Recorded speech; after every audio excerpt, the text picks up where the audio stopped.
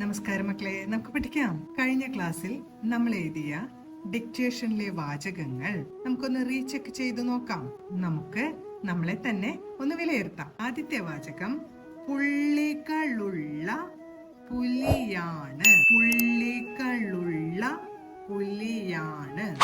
അടുത്തത് ചക്ക വിൽക്കാനായി ചാക്കിലിട്ടു. ചക്ക വിൽക്കാനായി ചാക്കിലിട്ടു. അടുത്ത വാചകം ഈച്ചയും പൂച്ചയും പാല് കുടിച്ചു. ഈച്ചയും പൂച്ചയും പാല് കുടിച്ചു. അടുത്ത വാചകം കുട്ട നിറച്ച് മുട്ടയുമായി കിട്ടു വന്നു.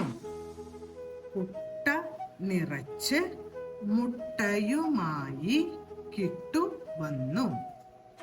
അടുത്ത വാചകം 10 പത്താഴത്തിലും വിത്താണ്.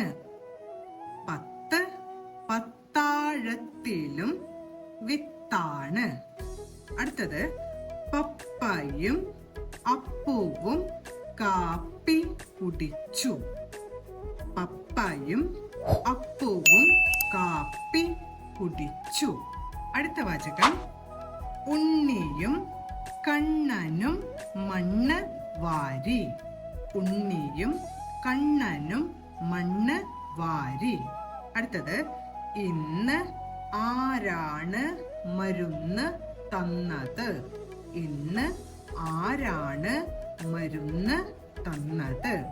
അടുത്ത വാചകം അമ്മുവിന് അമ്മായി കമ്മല് തരും. അമ്മുവിന് അമ്മായി കമ്മല് തരും.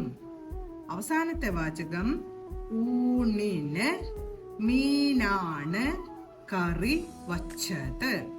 ഊണിന് മീനാണ് കറി വച്ചത്. മക്കൾ ഓരോരുത്തരും എഴുതിയ വാചകങ്ങൾ എത്രത്തോളം ശരിയാണ്, എവിടെയാണ് നമുക്ക് തെറ്റു വന്നിട്ടുള്ളത് എന്നൊക്കെ സ്വയം വിലയിരുത്തി പഠിക്കാൻ വേണ്ടിയിട്ടാണ് ഈ ഡിക്റ്റേഷനും അതിന്റെ ശരിയായ വാചകങ്ങളും നിങ്ങൾക്കായിട്ട് തന്നിട്ടുള്ളത്. നമ്മൾ ഇതുവരെ പഠിച്ച എല്ലാ അക്ഷരങ്ങളും ചിഹ്നങ്ങളും ഉപയോഗിച്ചിട്ടുള്ള ഡിക്റ്റേഷനാണ് ഇപ്പോൾ നമ്മൾ എഴുതിയിട്ടുള്ളത്. നമസ്കാരം മക്കളെ, അടുത്ത ക്ലാസ്സിൽ കാണാം.